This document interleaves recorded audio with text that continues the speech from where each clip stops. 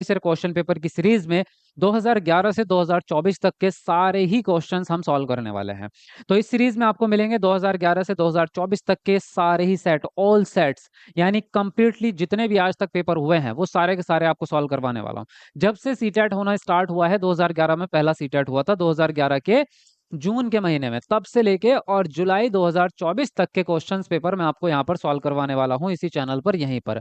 और ये सारे सब्जेक्ट के आपके रहेंगे।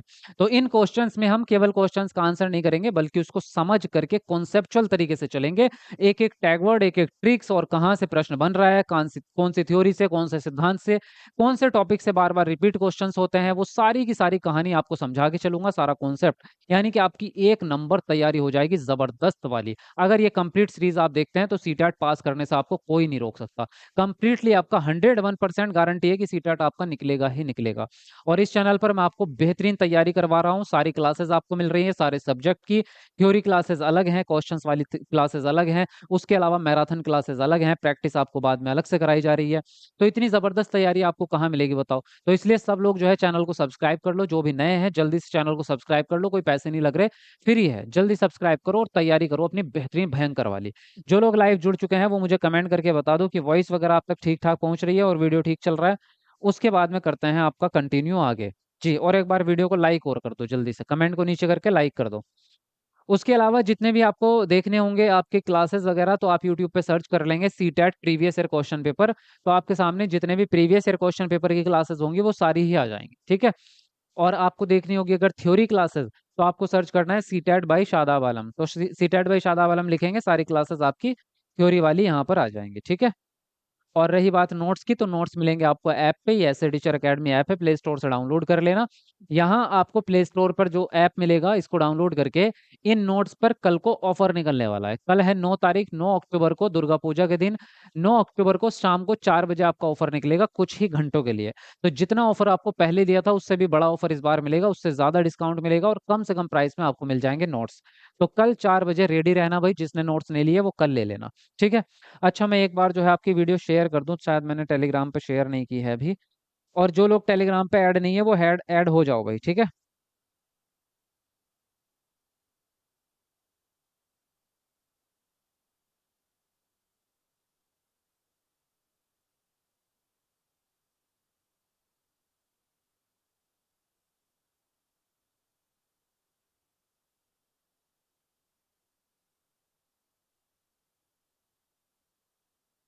और टेलीग्राम का लिंक जो है वो मिल जाएगा आपको डिस्क्रिप्शन में इसी वीडियो में।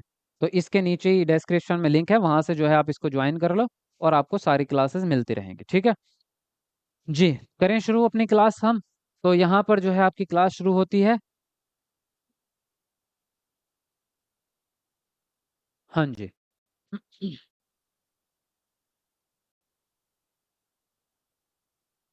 क्या हुआ भाई, टच टच तो ठीक है, टच तो ठीक है, आ क्यों नहीं रहा है। हाँ जी, आ गया, चलो।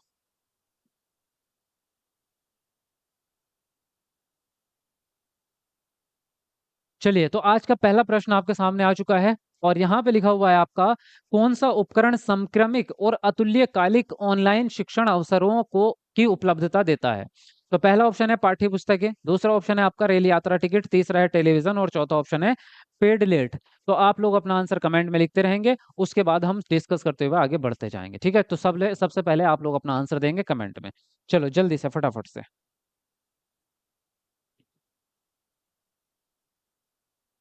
जी, जल्दी से लिखो फटाफट से अपना आंसर, बहुत बढ़िया। और वीडियो को लाइक करते रहो भाई सब जल्दी से मिलके। देखो, अब यहाँ पे हम बात करें तो कौन सा उपकरण समक्रमिक और अतुल्यकालिक ऑनलाइन शिक्षण से ही समझ जाओ, अगर आपको ये वर्ड भी समझ नहीं आ रहा। अतुल्यकालिक का मतलब ये होता है कि बिल्कुल सेम टाइम पे, जैसे ऑनलाइन क्लास चलती है, अभी जो मेरी वीडियो आप देख रहे हैं वो सेम टू सेम देख रहे हैं। जहां जैसे मैं यहाँ लाइव अपने घर पे खड़े होकर स्टूडियो में बोल रहा हूँ, तो आप जो देख रहे हैं वो तुम्हें तुरंत मिल रहा है। ऐसा नहीं कि जैसे मैं आज वीडियो रिकॉर्ड करूंगा आपको कल दिखेगी, ऐसा तो नहीं है। हैंड टू हैंड दिख रही है, ऑनलाइन दिख रही है। तो कैसे देख रहे हैं आप? या तो आप अपने लैपटॉप में देख रहे होंगे, या अपने फोन में देख रहे होंगे, या फिर टेलीविजन टेलीविजन में तो नहीं देख पाएंगे, एलईडी में देख पाएंगे कंप्यूटर में, है ना। तो इसके लिए जो आपका उपकरण होगा वो होगा पेड लेड। पेड बोलते हैं ना, पेड पेड जो होता है वो ऐसा ही होता है, मोबाइल से थोड़ा सा बड़ा होता है पेड, है ना, उसी को बोल रहे हैं ये। पाठ्य पुस्तकों से तो नहीं दिख सकता आपका ऑनलाइन शिक्षा। रेलवे टिकट का तो मतलब ही नहीं है इससे लेना देना। टेलीविजन में भी ऑनलाइन शिक्षण नहीं होता, टेलीविजन में जो कार्यक्रम आते हैं वो अलग प्रकार के आते हैं। यहाँ पे फोर्थ वाला ऑप्शन आपका राइट हो जाएगा। ठीक है, बात समझ में आ गई आपकी। चलो आगे बढ़ेंगे। रचनात्मक आकलन के लिए कौन सा उपकरण उपयुक्त नहीं है? पहला ऑप्शन है प्रदत्त कार्य, दूसरा लिखित परीक्षा, तीसरा परियोजना और चौथा है कक्षा प्रस्तुतिकरण। तो बताओ कौन सा ऑप्शन यहाँ पर आपका सही होगा, जल्दी से अपना आंसर लिखेंगे आप। बहुत बेहतरीन, जल्दी से अपना आंसर लिख दो सबके सब।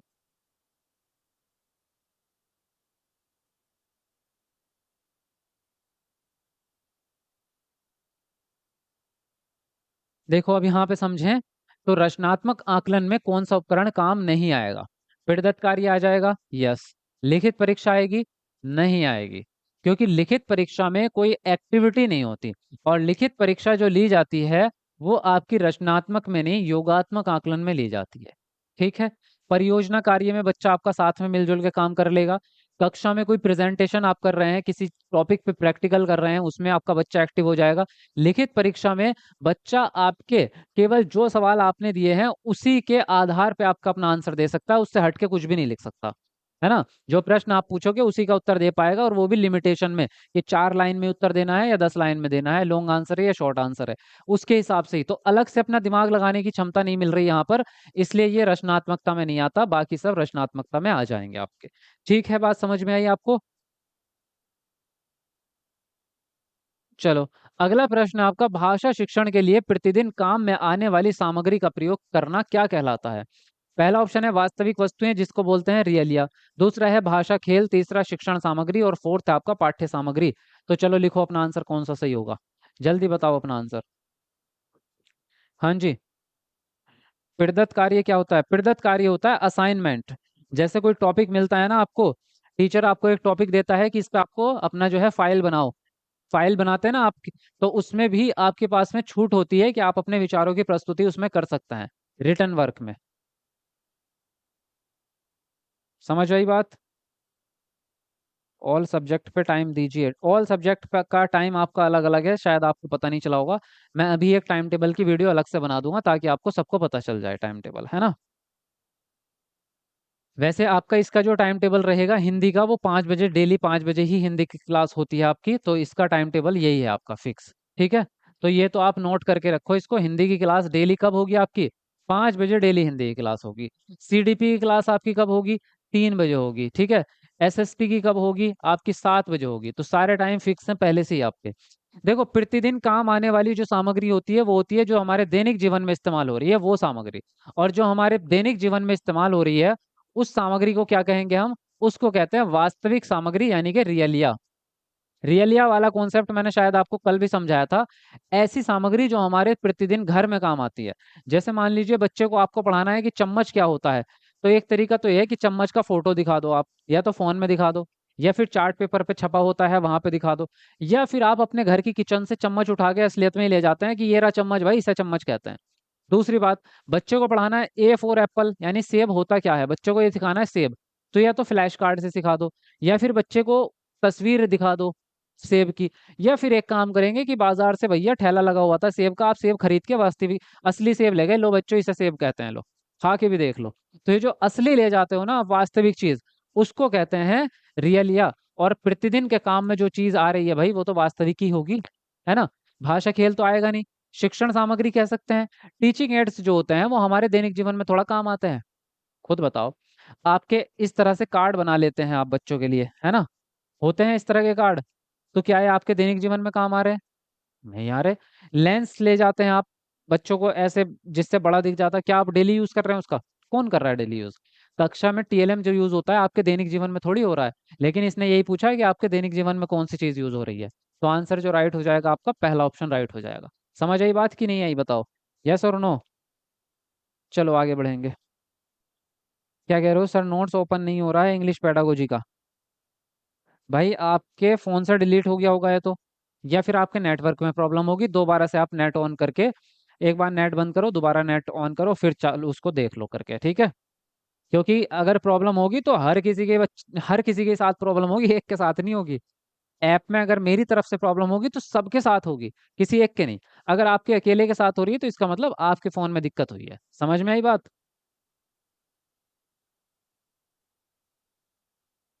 जी,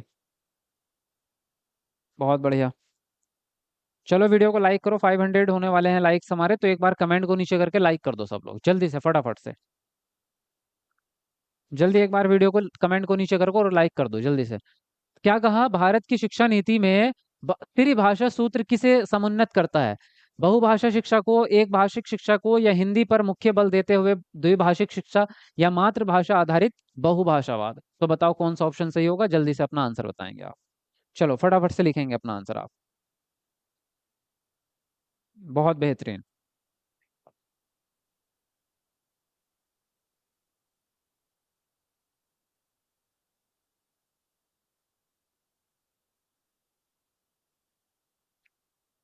देखो तो क्या पूछा आपसे? त्रिभाषा सूत्र मैंने आपको कल ही पढ़ाया था, कल नहीं परसों पढ़ाया था। त्रिभाषा सूत्र मैंने आपको कल पढ़ाया था, जिसके अंदर तीन भाषाएं पढ़ाई जाती है। पहले नंबर पे मातृभाषा, जिसको क्षेत्रीय भाषा भी कहते हैं। दूसरे नंबर पे आपकी सेकंड लैंग्वेज, जो हिंदी या इंग्लिश में से कोई एक हो सकती है। तीसरे नंबर पे तीसरी भाषा, जो हिंदी इंग्लिश और मातृभाषा को छोड़ करके कोई और आधुनिक भाषा हो, भारतीय भाषा। तो इसमें अगर आप देखेंगे तो मातृभाषा आधारित बहुभाषावाद इसके अंदर आता है। यानी कि शुरुआत मातृभाषा से होगी, और मातृभाषा के आधार पे ही आप सेकंड लैंग्वेज और थर्ड लैंग्वेज सिखाते चले जाएंगे बच्चे को। ये होता है त्रिभाषा सूत्र के अंदर। बहुभाषा कक्षा त्रिभाषा को नहीं कहते। बहुभाषी कक्षा का मतलब होता है कि बच्चों की मातृभाषाएं अलग अलग हैं। देखो, त्रिभाषा सूत्र में और भाषा विविधता में अंतर है। ये कॉन्सेप्ट आपको कंफ्यूज करेगा फ्यूचर में भी, इसलिए थोड़ा सा क्लियर कर ही देता हूं मैं। बहुभाषिकता या भाषा विविधता, ये दोनों तो एक ही है। ये दोनों तो एक ही है, लेकिन त्रिभाषा सूत्र इन दोनों से अलग है। ये दोनों क्या है? बहुभाषिकता और भाषा विविधता। इसका मतलब ये होता है कि आपकी क्लास में विभिन्न प्रकार की भाषाओं वाले बच्चे हैं। दो तीन बच्चे जो हैं वो संस्कृत भाषा उनकी मातृभाषा, चार पांच बच्चे ऐसे हैं इनकी मातृभाषा उर्दू है, पांच छह बच्चे ऐसे हैं इनकी इनकी मातृभाषा पंजाबी है, और 10-15 बच्चे हैं जिनकी मातृभाषा हिंदी है। तो आपकी क्लास कैसी हो गई? भाषा विविधता वाली क्लास हो गई, यानी बहुभाषिकता वाली क्लास हो गई। तो आपको क्या करना पड़ेगा? उन सभी की मातृभाषाओं को एक्सेप्ट करके और उन्हीं की ही मातृभाषा में आपको उनसे बात करनी पड़ेगी। ये तो है बहुभाषिकता। यहाँ पर ये रूल नहीं है कि उनकी भाषा आप पाठ्यक्रम में शामिल करेंगे, ऐसा रूल नहीं होता। इसमें पाठ्यक्रम में आपकी भाषा शामिल नहीं होगी। कि उसकी मातृभाषा बच्चे की पंजाबी है तो पंजाबी भी पढ़ाने लग गए क्लास में, उसकी मातृभाषा उर्दू है तो क्लास में भी उर्दू पढ़ाने लग गए आप सारे बच्चों को, ऐसा नहीं होता इसमें। इसमें सिर्फ जब उस बच्चे से आप बात कर रहे होंगे तो उसकी मातृभाषा में समझा दो उसको बात। और आपने अपनी लैंग्वेज को इतना कॉमन बनाओ कि उसके अंदर हर भाषा का शब्द आ जाए, मिक्सअप वाली ऐसी भाषा। तो इसको तो कहते हैं बहुभाषिकता। त्रिभाषा सूत्र का मतलब है कि आपको सब्जेक्ट के रूप में भाषा पढ़ानी है। अब आपको जो तीन भाषाएं पढ़ानी है वो पढ़ानी है सब्जेक्ट के रूप में, ना कि बोलचाल में। सब्जेक्ट के रूप में पढ़ानी है। तो इसके अंदर जो आपकी तीन भाषाएं आती हैं ये आपके तीन सब्जेक्ट हैं। जैसे आपके सीटेट में सब्जेक्ट आते हैं, हिंदी सब्जेक्ट है, इंग्लिश सब्जेक्ट है, उर्दू सब्जेक्ट है, संस्कृत सब्जेक्ट है। तो सब्जेक्ट के रूप में पढ़ानी है आपको तीन भाषाएं, वो है त्रिभाषा सूत्र आपका। और शुरुआत मातृभाषा से होगी। इन तीन सब्जेक्ट में प्रथम जो होगा, वो प्रथम जो सब्जेक्ट होगा वो मातृभाषा होगा। ठीक है? कुछ क्लियर हुआ बात आपकी? यस और नो? जल्दी बताओ कमेंट करके, यस और नो। बात समझ में आई या नहीं आई? आ गई? हाँ। एक भाषा की तो बात नहीं कर रहे, तीन की कर रहे हैं। हिंदी पर मुख्य भाषाओं मुख्य बल देते हुए द्विभाषिक शिक्षा, तो द्विभाषिक नहीं है, त्रिभाषिक है। द्विभाषिक थोड़ी बात कर रहे हैं हम, तो त्रिभाषिक की कर रहे हैं। तो आंसर जो राइट हो गया आपका फोर्थ वाला हो गया। ठीक है, डी ऑप्शन आपका करेक्ट हो गया। चलो आगे बढ़ेंगे। अगला प्रश्न आपका, शीर्ष अधोमुखी प्रक्रिया जिसको टॉप डाउन मॉडल कहते हैं, टॉप डाउन मॉडल के बारे में क्या सही नहीं है? पहला है, सुनने वाले अपने पूर्व ज्ञान पर निर्भर होते हैं। दूसरा है, सुनने वाले जो सुनना चाहते हैं उसके बारे में अनुमान लगाते हैं। तीसरा है, सुनने वाले संसार के बारे में प्राप्त ज्ञान का प्रयोग करते हैं। फोर्थ है आपका, सुनने वाले को प्रत्येक शब्द का अर्थ सुनने की आवश्यकता है। तो बताओ कौन सा ऑप्शन यहाँ पर सही होगा आपका? जल्दी से अपना आंसर लिखेंगे आप, फटाफट से जल्दी से लिख दो।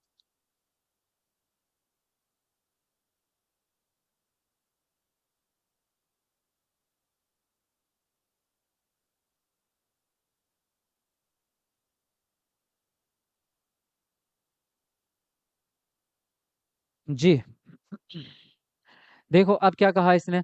इसने निगेटिव वाला पूछा है आपसे, तो टॉप डाउन मॉडल क्या, अगर इसमें बात नहीं भी आती ना, तो इन चारों ऑप्शन को पढ़ के भी आप आंसर दे सकते थे। ये एकदम अपने आप में पूरे पूरे पूरे पूरे कथन है। सुनने वाला अपने पूर्व ज्ञान पे निर्भर करता है, पॉजिटिव बात है। कोई भी व्यक्ति जब नई चीज सीखेगा तो पूर्व ज्ञान का इस्तेमाल करेगा। दूसरी बात, आप वही चीज समझ सकते हैं जो आपको आती होगी, उसी शब्द का मीनिंग समझ में आएगा जो आपको पहले से आता है। मैं आपके सामने कोई ऐसा शब्द बोलूं जो आपने जिंदगी में कभी नहीं सुना, उसका मीनिंग आपको समझ नहीं आएगा। तो आप हमेशा अपने पूर्व ज्ञान के आधार पे ही भाषा को समझते हैं। यस और नो? यस। सुनने वाले जो सुनना चाहते हैं उसके बारे में अनुमान लगाते हैं। बिल्कुल लगाएंगे। जो भी आप सुन रहे हैं उसके बारे में आप अनुमान लगाएंगे, ये भी सही बात है। सुनने वाले संसार के बारे में प्राप्त ज्ञान का प्रयोग करते हैं।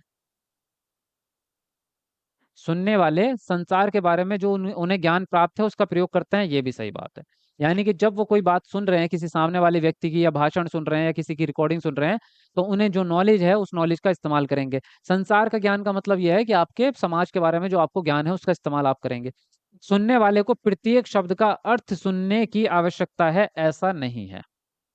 कभी भी हर शब्द का मीनिंग, या पूरे सेंटेंस में या पूरी बात में जो कही गई उसके हर शब्द का अर्थ अलग से आपको समझना पड़ेगा, ऐसा नहीं है। आपको पूरी ही बात ऑल ओवर संपूर्ण रूप से समझ में आती है, ना कि एक एक शब्द। एक एक शब्द का मीनिंग समझ नहीं आता, बल्कि पूरे ही कथन की बात समझ में आती है आपको। तो आप संपूर्ण रूप से सीखते हैं, ना कि किसी एक पर्टिकुलर शब्द पे। तो प्रत्येक शब्द पे आप ध्यान नहीं देते, पूरे वाक्य पे ध्यान देते हैं। फोर्थ वाला ऑप्शन आपका गलत है यहाँ पर। चलो आगे देखते हैं। अंतरराष्ट्रीय मातृभाषा दिवस कब मनाया जाता है? 1 जनवरी को, 14 फरवरी को, 21 फरवरी को, या 13 अप्रैल को? बताओ कौन सा ऑप्शन सही होगा। जी, फटाफट से लिखेंगे अपना आंसर।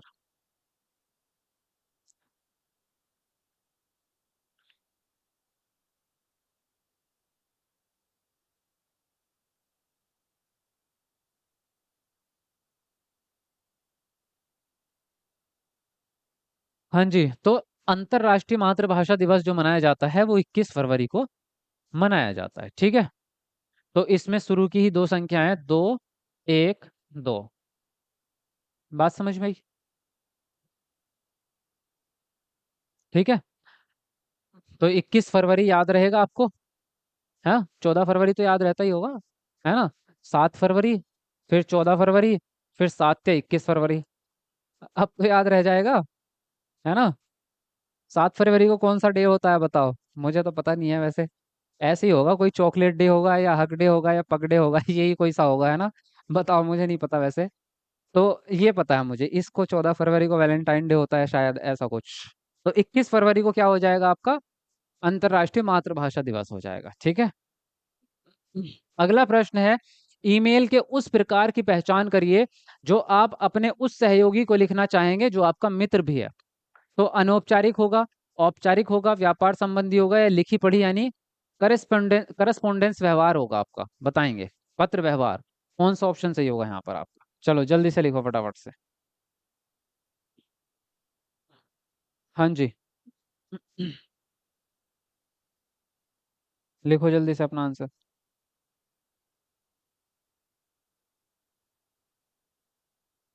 ओनली इंग्लिश पेडागोजी और एनसीएफ की फाइल में एरर फाउंड आ रहा है। रुखसार अंसारी। भाई आप जो है उसका स्क्रीनशॉट भेज देना, मैं तब देख लूंगा उसको क्या हो रहा है आपके फोन में, ठीक है। चलो 600 लाइक होने वाले हैं, तो जरा लाइक करो, कमेंट को नीचे करके एक बार जल्दी से लाइक करो सब लोग फटाफट, तुरंत। अच्छे बच्चों की तरह लाइक कर दो फटाफट से। देखो यहाँ पे कह रहे हैं कि ईमेल के उस प्रकार की पहचान कीजिए। ईमेल का मतलब होता है इलेक्ट्रिक मैसेज भेज रहे हैं आप, इलेक्ट्रॉनिक, है ना? मैसेज कर रहे हैं, बात खत्म।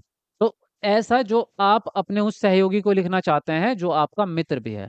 तो जो आपका मित्र है यानी कि आपका दोस्त है, उससे लिखी पढ़ी यानी कि पत करस्पोंडेंस व्यवहार तो आप करेंगे ही नहीं। और व्यापार उससे कर नहीं रहे, व्यापार की थोड़ी बात कर रहे हैं यहाँ पे। औपचारिकता कोई दोस्त को दिखाता नहीं है, इनफॉर्मल तरीके से भेजेंगे आप। अनौपचारिक रूप से भेजेंगे। फॉर्मेलिटी कौन करता है दोस्त के साथ?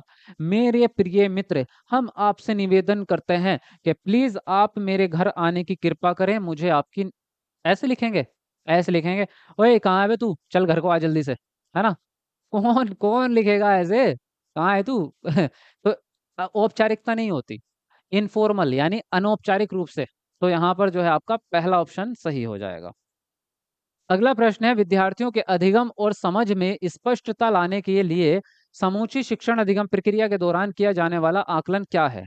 अधिगम के लिए आकलन है, अधिगम का आकलन है, अधिगम में आकलन, या अधिगम के रूप में आकलन? बताओ अब कौन सा ऑप्शन होगा। ये मैंने आपको सीडीपी में बिल्कुल घोल घोल के पिलाया है। ये मैंने बहुत जबरदस्त तरीके से आपको समझाया था। अगर अभी भी याद नहीं हुआ ना, तो फिर तो आप पिटने वाले काम करते हो, है ना? चलो जल्दी बताओ अपना आंसर, लिखो जल्दी अपना आंसर।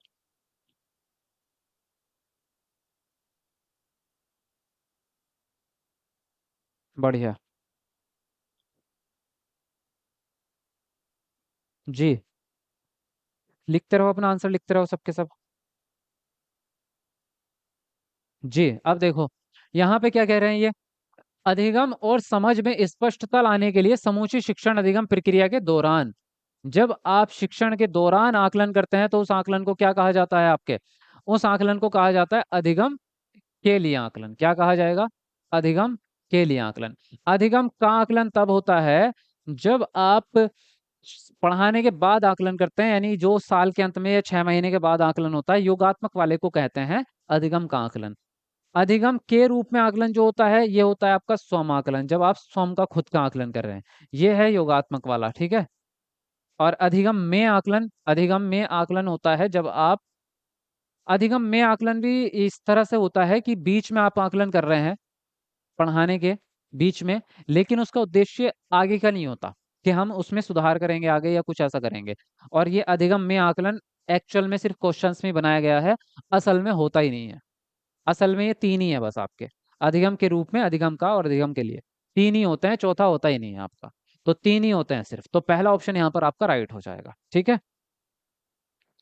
अगला प्रश्न है आपका, द्वितीय भाषा की कक्षा में एक अध्यापक ने स्वास्थ्य ही धन है पर ऑडियो रिकॉर्डिंग सुनाई। उसके बाद उसने कार्यपत्रक बांटी और कहा कि दिए गए विकल्पों में से सही उत्तर पर निशान लगाओ। तो इस पाठ का उद्देश्य विद्यार्थियों को इस योग्य बनाना है कि स्वास्थ्य पर पाठ का श्रवण करें बच्चे, या फिर विद्यार्थियों को कार्य में संलग्न किया जाए, या फिर विचार बिंदुओं को सुनकर विश्लेषण किया जाए, या फिर स्वास्थ्य और धन पर पाठ को कंठस्थ किया जाए। तो बताओ कौन सा ऑप्शन यहाँ पर सही होगा। जल्दी लिखो अपना आंसर। जी, फटाफट से लिखेंगे अपना आंसर। हाँ,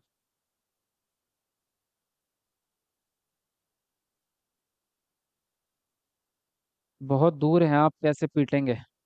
बुला के पीटूंगा। पहले आप सबको बुलाऊंगा यहाँ, उसके बाद फिर आपकी पिटाई होगी। जो जो गलती करेगा उसकी पिटाई होगी।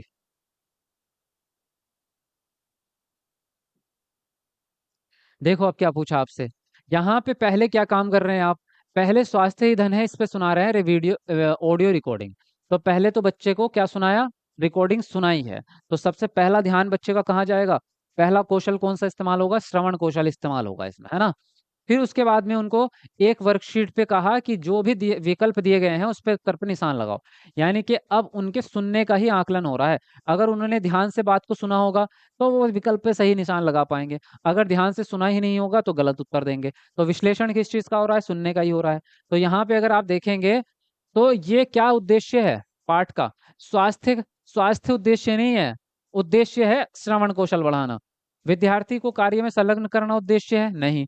विचार बिंदुओं को सुनकर विश्लेषण किया जाए, इस काबिल बच्चे को बनाया जा रहा है कि कोई भी विचार आप जब सुनेंगे, उस सुनने के बाद आप उस पे क्या कर पाएंगे? सही और गलत की जान पहचान कर पाएंगे और अपना ये देख पाएंगे कि हमने क्या सुना है, उसकी जांच। कंठस्थ वाला तो आपका गलत ही है। और वैसे भी हमारा उद्देश्य ये स्वास्थ्य और धन सिखाना नहीं था, हमारा उद्देश्य तो भाषा सिखाना है। तो भाषा में क्या आएगा? सुनना आएगा। तो यहाँ पे थर्ड वाला ऑप्शन आपका राइट हो जाएगा। चलो आगे बढ़ेंगे अगले प्रश्न पर। भाई ऑनलाइन जो है, मुझे ऐसा लग रहा आज कुछ कम स्टूडेंट आए हैं। क्यों भाई, कहाँ है ये, गायब है? जबकि मैंने सबसे कहा था क्लास मिस मत करना। और ये क्लास आप किसी को भी मिस मत नहीं करनी। 5 बजे का टाइम रहेगा। अभी सीडीपी वाली क्लास में तो सब थे, अभी कहाँ गायब हो गए 300 बच्चे। तो लाइव टाइम क्या रहेगा आपका, 5 बजे का रहेगा, एक भी बच्चा मिस नहीं करेगा क्लास को।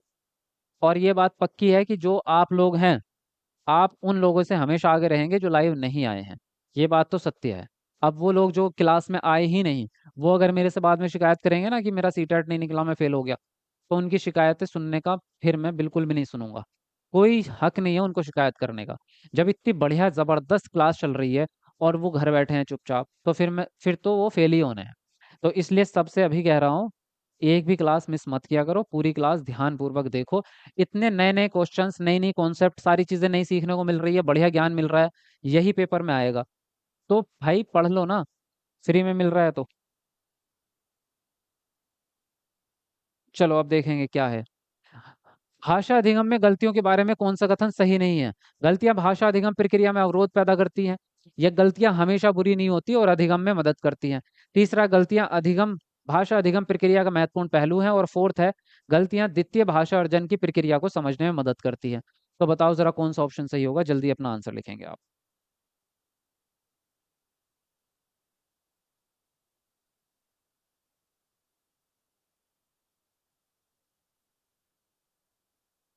जी लिखो जल्दी। टीचर जी ऐसा ना बोलिए, मैं बोलना नहीं चाहता, मैं चाहता हूँ कि सबका सीटेट पास हो जाए, मैं तो ये चाह रहा हूँ। बोलना इसलिए पड़ता है ताकि इनके कानों तक आवाज पहुंचे, ये जो लापरवाही कर देते हैं। अब देखो, गलतियों के बारे में क्या सही नहीं है, निगेटिव वाला बताना है। गलतियां भाषा अधिगम में अवरोध पैदा करेंगी, यही आपका गलत उत्तर है। क्योंकि ये गलतियों से कोई रुकावट या अवरोध पैदा नहीं होता, गलतियां तो मदद करती है आपके सीखने में। गलतियां हमेशा बुरी नहीं होती, ये अधिगम में मदद करती हैं, यस। गलतियां भाषा अधिगम में महत्वपूर्ण पहलू है, यस। गलतियां द्वितीय भाषा अर्जन की प्रक्रिया को समझने में मदद करेगी, यस। गलतियों से ही पता चलता है कि कहाँ त्रुटियां हुई है। गलती से ही पता चलेगा कि आप कितनी मेहनत कर रहे हैं और कितनी और करनी चाहिए। गलतियों से ही पता चलेगा कि कम से कम आप काम कर तो रहे हैं, खाली तो नहीं पड़े, मेहनत तो कर रहे हैं, है ना। तो ये गलतियों के बारे में पहला वाला गलत है, बाकी सब सही है। चलो आगे बढ़ेंगे। सर आपकी वीडियो से मेरा सेकंड पेपर क्लियर हुआ है, अर्चना निषाद, चलिए कॉन्ग्रेचुलेशंस, बहुत बढ़िया। 800 लाइक्स होने वाले भाई, 2-3 लाइक बच रहे हैं, तो करो पूरा, जरा कमेंट को नीचे करके जल्दी लाइक करो, जल्दी पूरा करो। भाषा शिक्षा में रचनात्मकता क्या है? पहला ऑप्शन है खुले अंत वाले कक्षाई प्रदत्त कार्य, जिनकी भिन्न भिन्न व्याख्याएं हो सकती हैं और भिन्न भिन्न उत्तर निकल सकते हैं। दूसरा है किसी अवधारणा के प्रति समझ बनाने के लिए विभिन्न विषयों से प्राप्त तत्वों को मिलाना।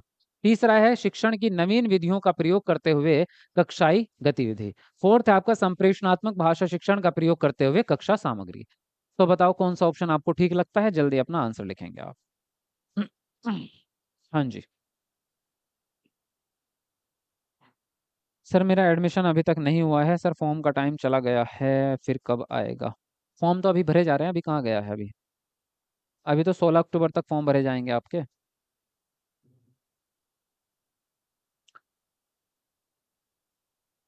और एडमिशन अगर लेट भी होता है तब भी फॉर्म भर दो, अगर एग्जाम से पहले पहले एडमिशन हो गया तो चल जाएगा आपका काम।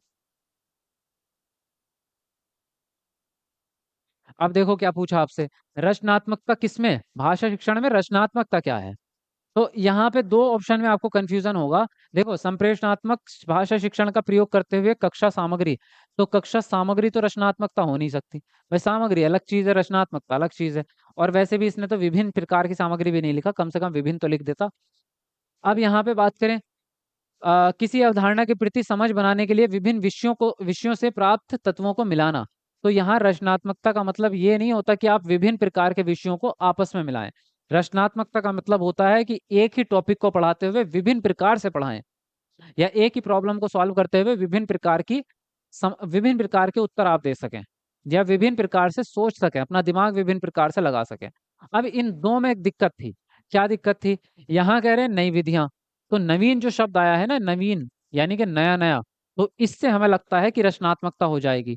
लेकिन बात यह है कि शिक्षण की नवीन पद्धतियों का प्रयोग कर रहे हैं आप, विभिन्न पद्धतियों का नहीं कर रहे, केवल नई पद्धतियों का यूज कर लिया। अब वो नई पद्धति कैसी है हमें क्या पता, आपने तो विभिन्न प्रकार की ही नहीं। तो आंसर राइट होगा आपका खुले अंत वाली कक्षाई प्रदत्त कार्य, जिसमें भिन्न भिन्न व्याख्याएं हो और भिन्न भिन्न उत्तर हो। तो जब बहुत सारे एक ही प्रकार की, एक ही सवाल के विभिन्न उत्तर हो जाएंगे तो रचनात्मकता तो अपने आप आ जाएगी। रचनात्मकता का तो मतलब ही यही है, सृजनात्मकता का, कि बच्चा एक ही समस्या को विभिन्न प्रकार से सॉल्व कर सके या विभिन्न प्रकार से उसका उत्तर दे सके। तो आंसर जो राइट होगा आपका पहला ऑप्शन हो जाएगा यहाँ पे। बात समझ में आई या नहीं आई? यस और नो जरा कमेंट में जल्दी बताओ। कमेंट में बताओ कि बात समझ में आई, मजा आया क्लास में पढ़ने में। चलो, नेक्स्ट प्रश्न है आपका, शिक्षार्थियों को समृद्ध भाषाई परिवेश मिलना चाहिए और गलतियां इस बात का साक्ष्य हैं कि अधिगम हो रहा है, यह किसके द्वारा अनुशंसित है? तो पहला ऑप्शन है व्यवहारवादी, दूसरा संज्ञानात्मकवादी, तीसरा मानवतावादी और फोर्थ है मनोविश्लेषणवादी। तो बताओ कौन सा ऑप्शन यहाँ पर सही होगा आपका? जल्दी अपना आंसर लिखेंगे। चलो यस आ गया सबका, बहुत बढ़िया।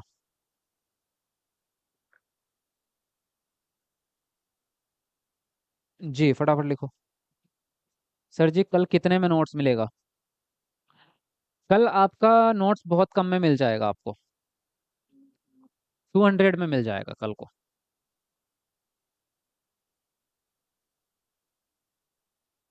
कल को आपका ऑफर निकलेगा 4 बजे, ठीक है? तो 4 बजे ले लेना सारे के सारे नोट, जिसने नहीं लिए हैं वो कल ले लेना। अब देखो यहाँ पे बात करें, शिक्षार्थियों को समृद्ध भाषाई परिवेश मिलना चाहिए और गलतियां इस बात का साक्ष्य हैं कि अधिगम हो रहा है, यह किसके द्वारा अनुशंसित होगा? तो देखो पहली बात तो व्यवहारवादियों द्वारा तो हो नहीं सकता। समृद्ध भाषाई परिवेश मिलना चाहिए और गलतियों को भी एक्सेप्ट कर रहे हैं, तो व्यवहारवादी लोग इसमें नहीं आएंगे आपके, है ना? व्यवहारवाद तो है कि बाह्य उत्प्रेरण द्वारा सीखना, इसमें आएंगे आपके, कौन से आएंगे? संज्ञानात्मकवादी आएंगे। मानवतावादी नहीं आएंगे क्योंकि मानवता की तो कोई बात नहीं हो रही, मनोविश्लेषण की भी इसमें कोई बात नहीं हो रही। संज्ञानात्मकवादी होंगे क्योंकि संज्ञानात्मकवादी को ही क्या कहते हैं? रचनावादी। जो बच्चे की क्षमता का इस्तेमाल करे, यानी लर्निंग बाय डूइंग पे डिपेंड करे, उसको हम कहेंगे संज्ञानात्मकवादी। तो सेकंड ऑप्शन राइट होगा। अगला प्रश्न है यहाँ पर आपका, कौन से कथन इनमें से सही है? डिसलेक्सिया पठन विकार है, डिसग्राफिया लेखन विकार है, डिसग्राफिया पठन विकार है, डिसलेक्सिया लेखन विकार है। तो इनमें से चारों चार ऑप्शन में से कौन सा कथन सही है, उसके हिसाब से आंसर देना है आपको। चलो जल्दी लिखेंगे आप अपना आंसर। बढ़िया चलो। सर यहाँ मामला बहुत सीरियस है, किस चीज का मामला सीरियस हो गया भाई? हाँ जी।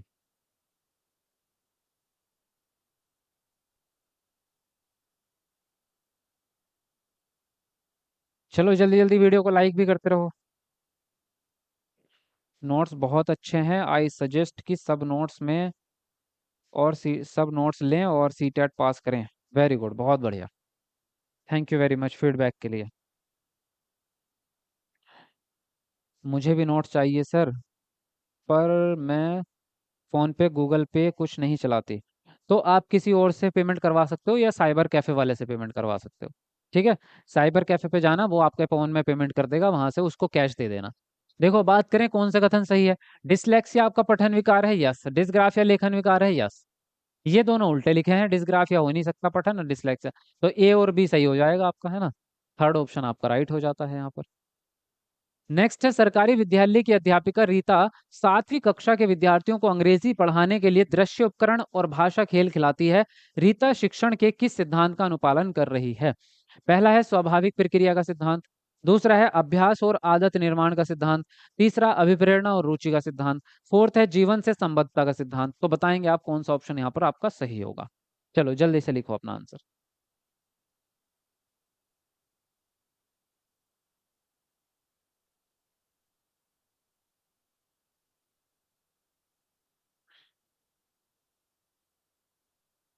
जी फटाफट से लिखो अपना आंसर। देखो अब बात करें यहाँ पर, सरकारी विद्यालय की अध्यापिका रीता 7वीं कक्षा के विद्यार्थियों को अंग्रेजी पढ़ाने के लिए दृश्य उपकरण इस्तेमाल कर रही है और क्या कर रही है? भाषा के खेल। तो इनमें से क्या होगा, कौन सा सिद्धांत लागू होगा?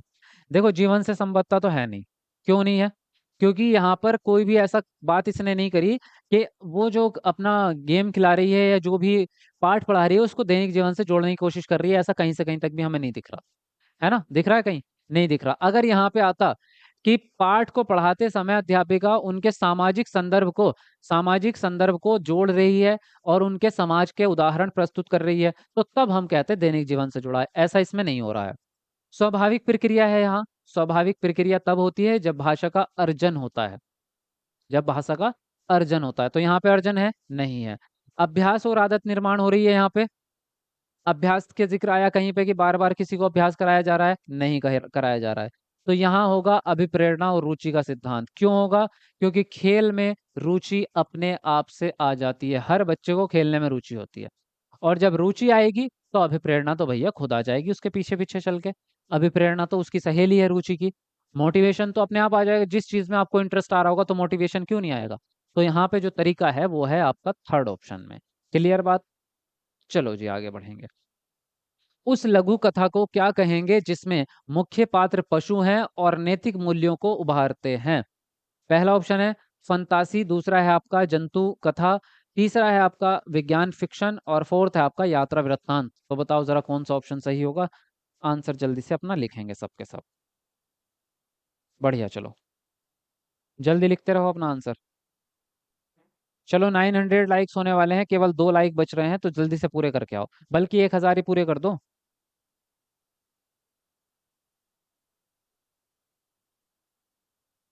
हाँ जी,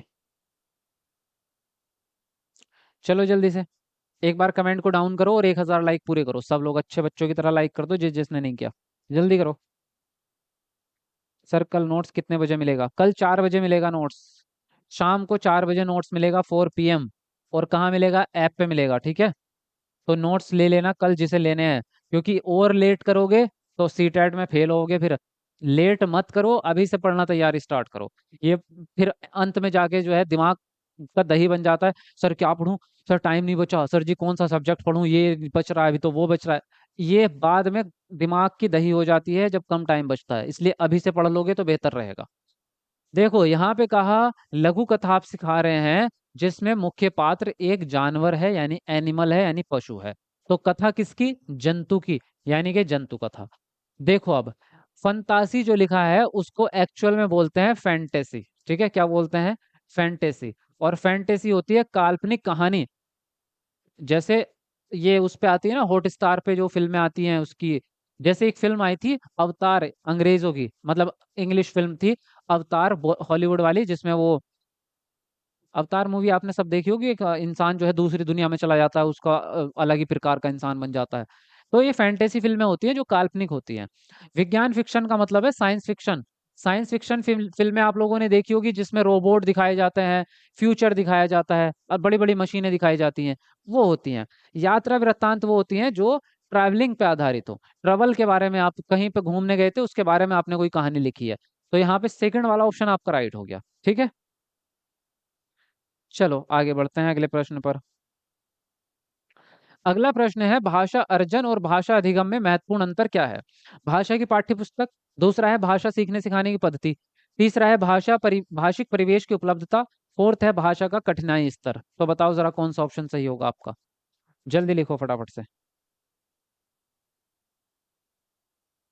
बहुत जबरदस्त आंसर कर रहे हैं आप। ऐसी तैयारी करते रहे ना तो सीटेट तो आपका 101% क्रैक होगा। आप बस रेगुलर लगे रहो। क्लासेस बस मिस मत करो आप, है ना। चाहे थोड़ा स्पीड बढ़ा के देख लो क्लास की, लेकिन करो लो क्लास को। क्लास मिस मत करना, ठीक है। बात कर रहे हैं भाषा अर्जन और भाषा अधिगम में महत्वपूर्ण अंतर क्या हो जाएगा? पाठ्य पुस्तक का अंतर होगा? नहीं भाई। पहली चीज तो यह है कि पाठ्य पुस्तक ये केवल अधिगम में काम आएगी, अर्जन में आ ही नहीं रही है, तो मुख्य अंतर कहाँ को हो गया? हो ही नहीं सकता। कठिनाई स्तर भाषा का नहीं होता, कोई अंतर नहीं है। अब यहाँ पे दो ऑप्शन की बात करें तो आंसर राइट होगा आपका भाषिक परिवेश की उपलब्धता। अब कुछ बच्चों के दिमाग में आ रहा होगा कि भाषा सीखने सिखाने की पद्धति भी तो अलग अलग हो सकती है ना। लग रहा होगा। अरे वाह, बी ऑप्शन सबका। सबका बी ऑप्शन, वाह। एक मतलब लाइन से बी आ रहा है सबका। सबका मोए मोए, आज सबका मोए मोए। जबकि ये पहले पढ़ा चुका हूँ फिर भी याद नहीं रहा। अब बताता हूँ मैं आपको क्यों नहीं हो सकता। देखो, अंतर जब हम कह रहे हैं तो अंतर वो चीज होती है जो दोनों के पास हो। इसके पास भी हो, इसके पास भी हो, है ना। जैसे मैं कहूँ कि मुझ में और मेरे भाई में बालों का अंतर है। बाल, मेरे बाल बड़े हैं, उसके बाल थोड़े से छोटे हैं। ये बालों का अंतर हो गया, है ना। और किस चीज का अंतर हो सकता है? मेरा भाई थोड़ा सा मोटा है, मैं थोड़ा सा पतला हूँ, ये अंतर हो सकता है ना। ये अंतर तो होंगे। तो अब यहाँ पे अगर हम बात करें, तो सिखाने की जो पद्धति है, जो शिक्षण मेथड है, मेथड स्कूल में ही होगा, पद्धति केवल अधिगम में होगी, इसमें तो पद्धति है ही नहीं, तो अंतर की कहाँ से बात आ गई। अगर दोनों में पद्धति लगती, कि इसमें भी पद्धति उसमें भी, कि इसमें जो पद्धति लग रही है वो तो खेल मेथड लग रहा है, इसमें जो लग रहा है वो व्याख्यान मेथड लग रहा है, तो भाई मेथड का अंतर हो गया। लेकिन जिसके पास मेथड है ही नहीं, इसमें कोई मेथड है ही नहीं, अर्जन में कोई पद्धति लगती ही नहीं है, तो फिर अंतर कैसे हो जाएगा? भाई दो आदमियों में पैसों का अंतर है, मेरे पास कम पैसे हैं, उसके पास ज्यादा पैसे हैं, वो अमीर है, मैं गरीब हूँ, तो पैसों का अंतर है। मेरे पास है ही नहीं पैसा, तो फिर अंतर किस बात का, फिर खत्म अंतर। उसके पास है, मेरे पास है ही नहीं, अंतर खत्म हो गया फिर। समझ में आ रही है बात? परिवेश की उपलब्धता कैसे हो जाएगी? परिवेश किस तरह से हो जाएगी, कि अर्जन जो होता है वो होता है समाज में, यानी कि घर पर, और अधिगम जो होता है वो होता है स्कूल में। तो दोनों परिवेश हो गए ना अलग, ये परिवेश अलग है, ये परिवेश अलग है। ये कैसा परिवेश है? ये अनौपचारिक परिवेश है। और ये कैसा परिवेश है? ये औपचारिक परिवेश है, यहाँ पे चलते हैं नियम कानून, यहाँ पे होती है पूरी परीक्षा और टीचिंग मेथड और टाइम टेबल और रूल्स। है ना, बात समझ में आई या नहीं आई, अब भी बताओ कमेंट करके, यस और नो। बात समझ में आई? यस सर जी, समझ गए। अच्छा, सर नोट्स नहीं लिए हैं तो कब तक ले सकते हैं, ऑफर कब देंगे? कल कल कल 9 अक्टूबर है ना, तो कल आपका 4 बजे ऑफर निकल जाएगा, और कल 4 बजे ही आपको नोट्स ले लेना है सबको। कल 4 बजे, याद रखना, शाम को 4 बजे, ठीक है। अब देखो, नेक्स्ट है भाषा अर्जन में महत्वपूर्ण है क्या? भाषा के विभिन्न रूपों का प्रयोग, दूसरा है भाषा का व्याकरण, तीसरा है पाठ्य पुस्तक, और चौथा है भाषा का शिक्षण। तो बताओ कौन सा ऑप्शन सही होगा? जल्दी लिखो अपना आंसर। हाँ जी।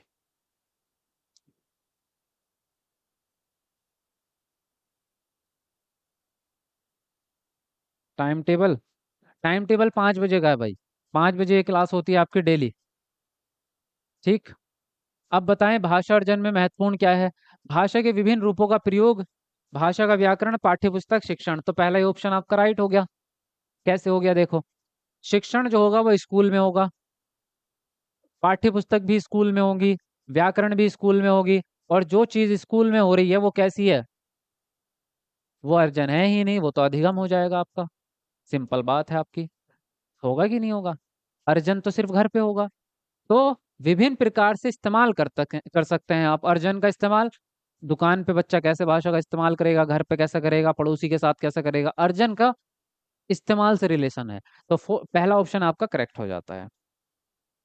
अगला प्रश्न है, बच्चे अपने परिवेश से स्वयं भाषा अर्जित करते हैं, इसका एक निहितार्थ यह है कि, पहला ऑप्शन है बच्चों को अत्यंत सरल भाषा का परिवेश उपलब्ध कराया जाए, दूसरा बच्चों को बिल्कुल भी भाषा ना पढ़ाई जाए, तीसरा है बच्चों को समृद्ध भाषिक परिवेश उपलब्ध कराया जाए, फोर्थ है बच्चों को केवल लक्ष्य भाषा का ही परिवेश उपलब्ध कराया जाए।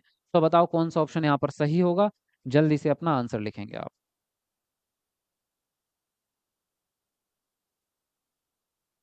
जी, जल्दी से लिखो।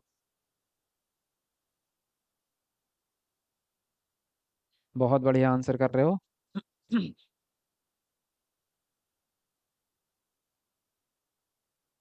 सर फ्री में नोट्स मिलेगा? नहीं नहीं, फ्री में नहीं मिलेगा, पैसे में मिलेगा नोट्स, लेकिन डिस्काउंट मिलेगा कल को।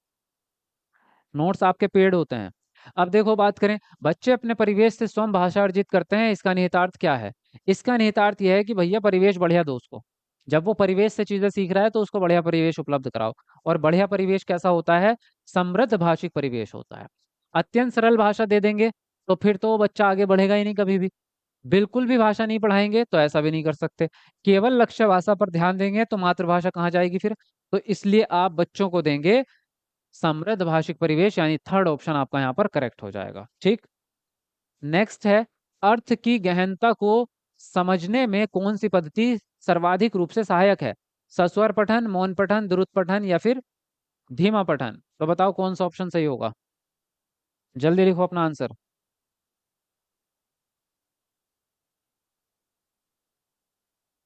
बहुत बढ़िया, जल्दी से लिखते रहेंगे सबके सब आंसर अपने।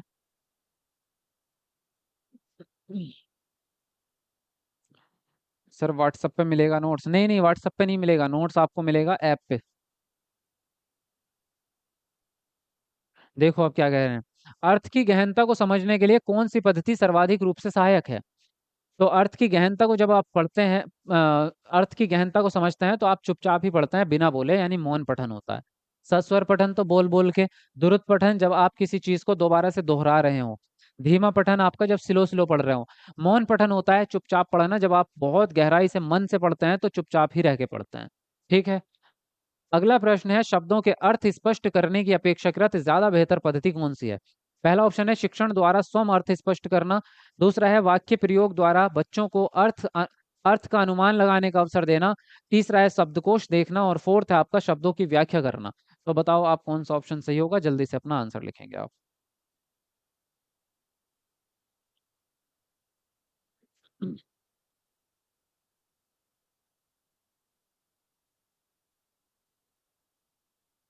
सर नोट्स का प्राइस क्या है, प्लीज बताइए। भाई नोट्स का प्राइस 600 रुपए का है वैसे, सिंगल फर्स्ट पेपर का। सेकंड का भी अलग से 600 ही है। लेकिन कल को जो मिलेगा आपको, कल को मिलेगा केवल 200 रुपए में। और वो भी कुछ कुछ ही घंटों के लिए, ऑफर में। ठीक है। तो कल ऑफर निकलेगा तो आपको कल केवल 200 रुपए के नोट्स मिल जाएंगे। वो भी केवल कुछ घंटे के लिए, और शाम को 4 बजे निकलेगा ऑफर। ठीक है। अब देखो, शब्दों के अर्थ स्पष्ट करने की ज्यादा बेहतर पद्धति कौन सी हो जाएगी? शिक्षक ने द्वारा स्वयं अर्थ बता देना, शिक्षक द्वारा। नहीं, अगर टीचर सीधे बता देगा खुद से तो फिर बच्चा अपना दिमाग नहीं लगा पाएगा, है ना। वाक्य प्रयोग द्वारा बच्चों को अर्थ का अनुमान लगाने दो, ये तरीका बढ़िया है आपका। इसमें बच्चा क्या करेगा, खुद से ही अपना दिमाग लगाएगा, खुद से मेहनत करेगा। शब्दकोश यानी डिक्शनरी देखेगा तो बच्चा फिर भी दिमाग नहीं लगाएगा। अगर आप शब्द की व्याख्या कर देंगे तो भी बच्चा दिमाग नहीं लगाएगा। तो हमें ऐसा तरीका ढूंढना होता है जिसमें बच्चा खुद से मेहनत करे और अपना दिमाग खुद से लगाए। ठीक है, बात समझ में आई? यस और नो? हाँ जी। चलिए आगे बढ़ेंगे। अब हम चलते हैं एक पैराग्राफ की तरफ, एक पैराग्राफ और सॉल्व करेंगे, ठीक है। चलिए, क्योंकि पैराग्राफ आपके आते ही हैं सीटेट में।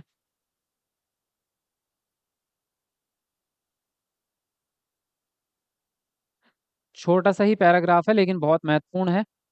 तो चलिए, पैराग्राफ आपके आते हैं, यस। रेडी हैं आप पैराग्राफ को सॉल्व करने के लिए? रेडी हैं या नहीं है, बताओ। आप देखो, यहाँ पे आपका एक पैराग्राफ दिया गया है। इसको पहले पढ़ो, फिर उससे रिलेटेड क्वेश्चन सॉल्व करेंगे। साहित्यिक सदैव साहित्य सदैव समाज को निरंतरता प्रदान करता है। यह साहित्य और समाज का गहरा संबंध ही है कि साहित्य में समाज के विश्रंखलित होते सिद्धांतों और टूटते बिखरते मूल्यों की चिंता बराबर बनी रहती है। वहीं साहित्य कालों के बंधन को तोड़कर उसकी सीमाओं के परे जाकर कालजाई बन जाता है। देखो, वही साहित्य, कौन सा साहित्य? वही साहित्य कालों के बंधन को तोड़कर कालजयी बनता है। कालजयी मतलब जो हमेशा के लिए हो जाए, काल पे विजय करने वाला। यानी कि अब वो हमेशा चलता रहेगा, जिसमें मानवीय सत्य की व्याख्या हो और संवेदनाओं के सहारे आस्था का प्रयास हो। समय समय पर साहित्यकारों ने समाज के बदतर होने की स्थिति को पहचाना है। जैसे ही समाज में कुछ गड़बड़ी होती है तो वो उसमें साहित्य में लिखते हैं। आजकल तो मूवीज बन जाती हैं, पहले तो सिर्फ रिटर्न काम होता था। तो समाज में जो भी अगर कोई आंदोलन हो रहा है तो उसके बारे में लिखेंगे। कुछ गलत सत्य प्रथा थी, जैसे जैसे प्रथाएं थी गलत गलत, तो उस पर साहित्य लिखते थे। तो ये कौन करता है? साहित्यकार जो है समाज की स्थिति को लिखते हैं। कुछ रचनाकार हमारे साहित्य पटल पर ऐसी गहरी छाप छोड़ जाते हैं जिनकी आवश्यकता हर युग में बनी रहती है ना। किसमें? हर युग में बनी रहती है, यानी कि आज से 100 200, यस, आज से जो है 1000 2000 साल पहले भी कुछ ऐसे ग्रंथ लिखे गए, किताबें लिखी गई जो आज भी सटीक बैठती हैं। उनको पढ़ के आप आज के समाज में भी सुधार कर सकते हैं। तो वो उतने पुराने समय पे भी लिख के चले गए, इतनी अच्छी बात है। और जिनके विचार सदैव तरोताजा ही रहते हैं, यानी कि उनके विचार आज तक जो है वो सही लगते हैं हमें, और तरोताजा आज भी इस्तेमाल हो सकता है। और जिनकी रचनाएं समाज को दीप्त करने का दायित्व निभाती हैं। समाज को दीप्त करना मतलब समाज में उजाला करना। उनका साहित्यकार व्यक्तित्व केवल समस्याओं को नहीं परखता, बल्कि मनुष्यता में विश्वास को बचाए रखने की कोशिश करता है।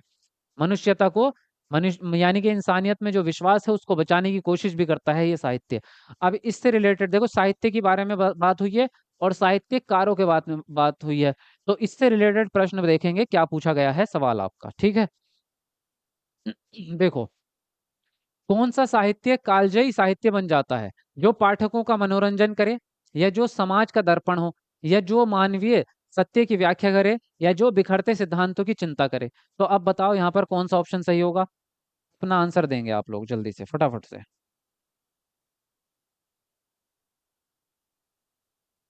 देखो, आप देखना चाहते हैं तो पैराग्राफ भी देख सकते हैं आप। चलो जल्दी बताओ कमेंट करके। मिला आंसर आपको या नहीं मिला? क्या पूछा था? कौन सा साहित्य कालजयी बन जाता है? देखो, इसलिए मैंने यहाँ पे घेरा भी बना दिया था। कालजयी तब बनेगा जो मानवीय सत्य की व्याख्या करेगा और संवेदनाओं का ध्यान रखेगा।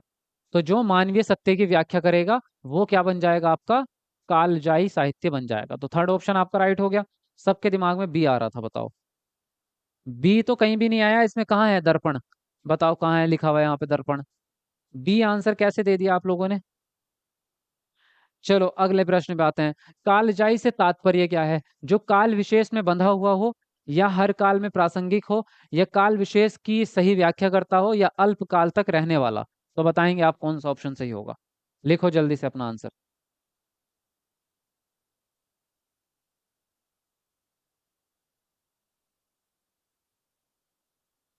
फटाफट लिखो। हाँ जी। अब बताओ, कालजयी का मतलब क्या है? जो हर काल में प्रासंगिक हो। प्रासंगिक मतलब रिलेवेंट हो। आज से, आज मैं एक किताब लिख के चला जाऊं, 2000 साल बाद भी लोग कहेंगे हाँ ये किताब जो है आज भी काम आ रही है भाई, ये हमें समाज को सुधारने में आज भी प्रासंगिक है। तो यहाँ पे जो आंसर राइट हो जाएगा वो हो जाएगा सेकंड ऑप्शन। नेक्स्ट है, किस तरह के साहित्यकारों की आवश्यकता हर युग में बनी रहती है? जो समाज को जागरूक करते हैं, जो समाज का मनोरंजन करते हैं, जो समाज को नैतिक बनाते हैं, या जो समाज का विकास करते हैं। तो बताओ जरा कौन सा ऑप्शन सही होगा इनमें से? किस प्रकार के साहित्यकारों की जरूरत है आपको, बताओ। पैराग्राफ देखना है? लो देख लो, जल्दी बताओ। मिला? देखो, ये रहा।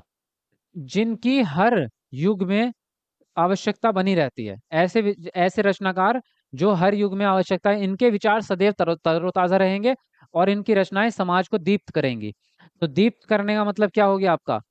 जागरूक करना, जो समाज को जागरूक करेगी। तो इनकी आवश्यकता हर युग में बनी रहेगी, जो समाज को जागरूक करते हैं। मनोरंजन वालों को नहीं कह रहे हैं ये, ना ही नैतिक करने को कह रहे हैं, ना ही समाज का विकास कर रहे हैं। समाज को करना है जागरूक। नेक्स्ट है आपका, साहित्यकारों ने समाज की किस स्थिति की पहचान करने का प्रयास किया?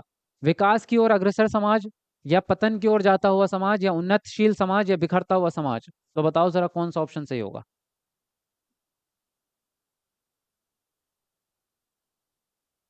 जल्दी लिखो अपना आंसर।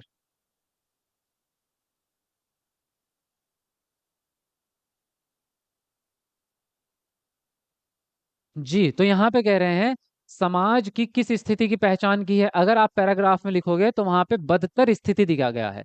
बदतर स्थिति का मतलब होगा पतन की ओर जाता हुआ समाज। क्या होगा? पतन की ओर। अब देखो, चलो एक बार इसको देख भी लेते हैं। इस इन्होंने लिखा, विश्रंखलित साहित्य में समाज के विश्रंखलित होते हुए सिद्धांतों और टूटते बिखरते मूल्यों की चिंता बराबर बनी रहती है। साहित्यकारों की सीमत में मानवीय, और कहाँ गया ये रहा, देखो, समय समय पर साहित्यकारों ने समाज के बदतर होने की स्थिति को पहचाना है। कैसा? समाज के बदतर होने की स्थिति को पहचाना है। तो बदतर होने की स्थिति का मतलब क्या हो जाएगा? यही हो जाएगा आपका, पतन की ओर जाता हुआ। है ना? बदतर का मतलब तो यही हो गया ना कि गलत रास्ते पे जा रहा है आपका समाज। नेक्स्ट है आपका, गद्यांश के अनुसार साहित्य में किस तरह की चिंता झलकती है? समाज के आधुनिक होने की, मूल्यों के बिखरने की, नए सिद्धांतों के बनने की, या फिर सामाजिक विघटन की। तो बताएंगे आप कौन सा ऑप्शन सही होगा? जल्दी लिखो अपना आंसर।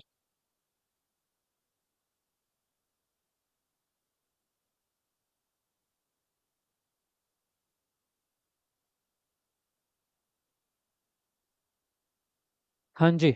तो किस प्रकार की चिंता देखने को मिल रही है आपको?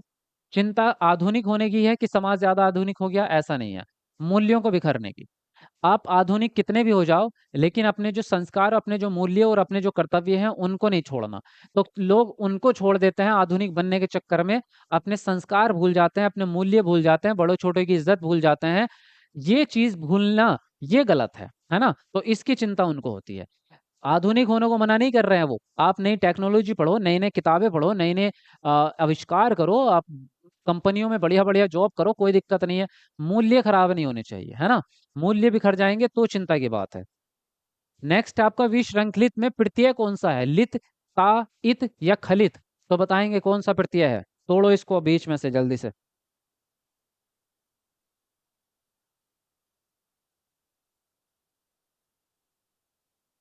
पैराग्राफ तो दिखा दो सर क्वेश्चन करने के बाद। अरे! हर बार तो दिखा रहा हूँ आपको, कितनी देखोगे देखोगे और? इतनी बार को पैराग्राफ देखोगे तो टाइम ज़्यादा लगेगा आपका। यहाँ पैराग्राफ की ज़रूरत है नहीं, यहाँ तो आपको इसी अक्षर को ही पहचानना है। तो यहाँ पे अगर बात करोगे तो प्रत्यय होता है आपका इत। ये प्रत्यय होते ही नहीं है। न ता, न लित, न खलित। तो विश्रृंखला प्लस इत। विश्रृंखल, विश्रृंखला और इत। इसमें भी आपका वि जो है वो उपसर्ग भी है। इसमें श्रृंखला मेन शब्द है आपका। समाज के बदतर होने की स्थिति, वाक्य में रेखांकित शब्द का क्या अर्थ है? ये रेखांकित शब्द आपका अभिमानी, बेईमानी, अत्यधिक बुरा या दुराचारी। तो बताएंगे आप कौन सा ऑप्शन सही होगा यहाँ पर? चलो बताओ, जल्दी बताओ। बहुत बढ़िया। चलो 1200 लाइक होने वाले भाई, 3-4 लाइक बच रहे हैं। तो कमेंट को नीचे करके 1200 लाइक पूरे कर दो जल्दी फटाफट से। सर इसका ट्रिक बता दीजिएगा बनाने का। मैं आपका इसका अलग बना दूंगा, है ना? ट्रिक मैं उपसर्ग फिर दिए आपको अलग से पढ़ा दूंगा। सर नोट्स का ऑफर देते हैं क्या? हाँ, नोट्स का ऑफर कल कल चलेगा आपका। कल शाम को 4 बजे नोट्स का ऑफर निकलेगा, कल ले लेना। देखो, समाज के बदतर होने की स्थिति में बदतर शब्द का जो अर्थ है वो है अत्यधिक बुरा, यानी बुरे से भी बुरा। बदतर का मतलब, बद मतलब बुरा, और बदतर मतलब बुरे से भी बुरा। ज्यादा ही बुरा हो गया आपका, है ना? तो यहाँ पे जो हो जाता है तीसरा ऑप्शन राइट। नेक्स्ट है विश्वास शब्द का अर्थ क्या है? विश्व में, या विश्व से संबंधित नियम, या तत्व ज्ञान संबंधी, या निश्चित धारणा। तो बताओ कौन सा ऑप्शन यहाँ पर ठीक लग रहा है आपको? जल्दी लिखो फटाफट से अपना आंसर।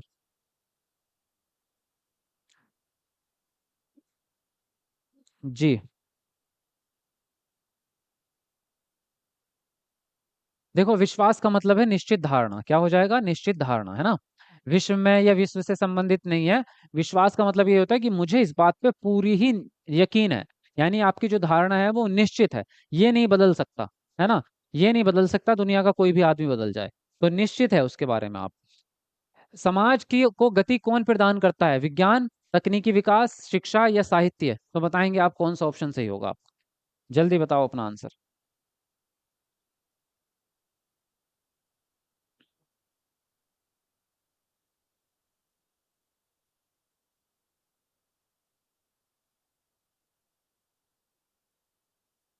जी, तो समाज को गति कौन प्रदान करेगा? साहित्य, क्योंकि हमें पैराग्राफ के हिसाब से आंसर देना है।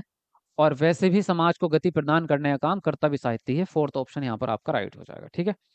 चलिए, ये लास्ट क्वेश्चन था, यहीं पे होती है आपकी क्लास फिनिश। वीडियो को लाइक कर दो जिसने नहीं किया, और चैनल को कर लो सब्सक्राइब फटाफट से तुरंत। ठीक है? और रही बात नोट्स की, तो कल नोट्स मिलेंगे, ऐप कर डाउनलोड करके रख लो। ऐप आपको मिल जाएगा प्ले स्टोर पे, एस टीचर अकेडमी के नाम से, है ना? तो ये ऐप है आपका, ये डाउनलोड करके रख लो इसको आज ही सब लोग। और कल नोट्स का ऑफर निकलेगा 4 बजे, कल नोट्स आप ले लेना, ठीक है? चलिए जी। और कुछ? बाकी आपकी ईवीएस की क्लास 2 मिनट में स्टार्ट हो रही है। तो ईवीएस वाले ईवीएस की अपकमिंग पे चले जाओ जल्दी से फटाफट तुरंत। ईवीएस की क्लास आपकी स्टार्ट होने वाली है। और उसके बाद जो है आपकी क्लास जो है एसएसटी की क्लास होगी आपकी 7 बजे। तो बताओ, अगर किसी को कुछ कहना हो तो जल्दी से कह दो, 1 मिनट के अंदर अंदर।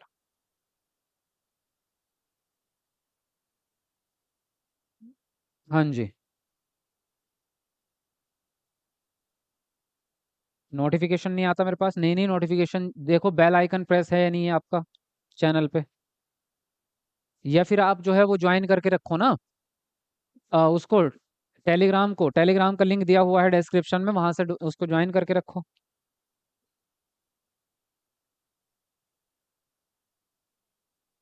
हम्म। आशीर्वाद देते हैं गुरुजी। जी बिल्कुल आशीर्वाद है भाई। डीएलएड वाले स्टूडेंट्स के लिए सीटेट के कौन से नोट्स लेने हैं? कॉम्बो वाले लेने हैं आपको, दोनों, जिसमें फर्स्ट पेपर सेकंड पेपर के दोनों के हैं कॉम्बो। बस आप अपने उस पे देख लेना कि आप साइंस वाले हैं या एसएसटी वाले हैं। तो उसके ऊपर लिखा हुआ है एसएसटी एक पे और एक पे साइंस मैथ। जी उर्दू के नोट्स भी जल्दी देंगे आपको, बनाएंगे, अभी अभी है नहीं, अभी बनाएंगे। साहित्य का मतलब क्या है? अरे बाप रे, पूरा पैराग्राफ खत्म हो गया, आप पूछ रहे हो साहित्य का मतलब क्या है? लिटरेचर। जो आप, ये जो लेखक होते हैं, लेखक जो अपनी लेखनी लिखते हैं, निबंध लिख दिया, उपन्यास लिख दिया, जो भी, ये सब साहित्य है आपका।